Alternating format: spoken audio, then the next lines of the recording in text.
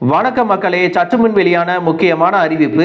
குறிப்பிட்ட அரிசி குடும்ப அட்டைதாரர்களுடைய ரேஷன் கார்டுகளை ரத்து செய்ய போவதாக மத்திய அரசு அதிரடியான அறிவிப்பை வெளியிட்டிருக்காங்க. அது என்ன அறிவிப்பு, யாருக்கெல்லாம் ரேஷன் பொருட்கள் இனி கிடைக்காது, யாருடைய ரேஷன் கார்டுகள் ரத்தாக போகுது, ரேஷன் பொருட்கள் தொடர்ச்சியாக கிடைக்கணும் அப்படின்னா என்ன செய்யணும், அது போன்ற கூடுதல் விவரங்களை தெரிஞ்சுக்க இந்த வீடியோவை ஸ்கிப் பண்ணாம முழுசா பாருங்க.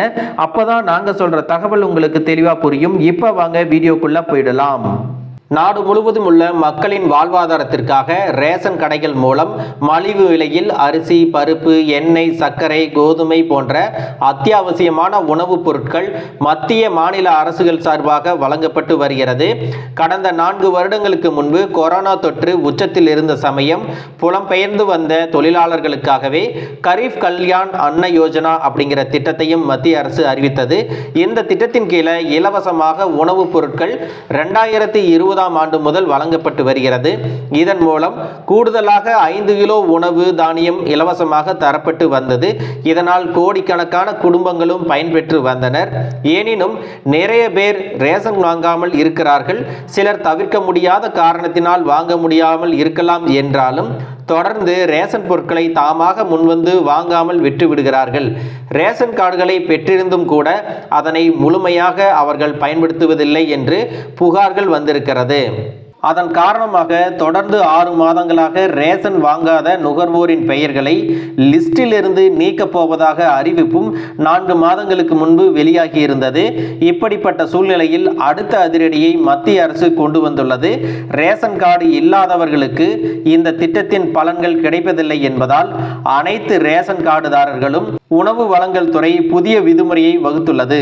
அதன்படி அனைத்து ரேஷன் அட்டை வைத்திருப்பவர்களும் KYC சரிபார்க்க வேண்டும் என்றும், இல்லை என்றால் ரேஷன் கார்டில் அவர்களுக்கு கிடைத்து வரும் பலன்கள் எல்லாம் நின்றுவிடும் என்றும் அறிவிச்சிருக்கிறாங்க. இதற்கான கால அவகாசம் முடிவதற்குள் KYC சரிபார்ப்பை அரிசி அட்டைதாரர்கள் முடிக்கவில்லை என்றால் ரேஷன் பொருட்களை அவர்களால் பெற முடியாது. ரேஷன் கார்டில் பலன் பெற தகுதியில்லாத ஏராளமானோர் உள்ளதால் தான் இந்த EKYC சரிபார்ப்பு அவசியமாக்கப்பட்டுள்ளது. அது மட்டுமல்ல, ஆண்டு வருமானம் 1.20 லட்சம் உள்ளவர்கள் வறுமை கோட்டிற்கு கீழ் உள்ளோர் பட்டியலில் இருக்கக்கூடாது என்ற விதிமுறையும் சொல்லியிருக்காங்க. அதோடு யாரெல்லாம் அரசை ஏமாற்றி ரேஷன் கார்டுகள் போலியாக வாங்கி இருக்கிறார்களோ அவர்கள் மீது கடுமையான நடவடிக்கை எடுக்கப்படும் அப்படின்னு சொல்லியிருக்காங்க.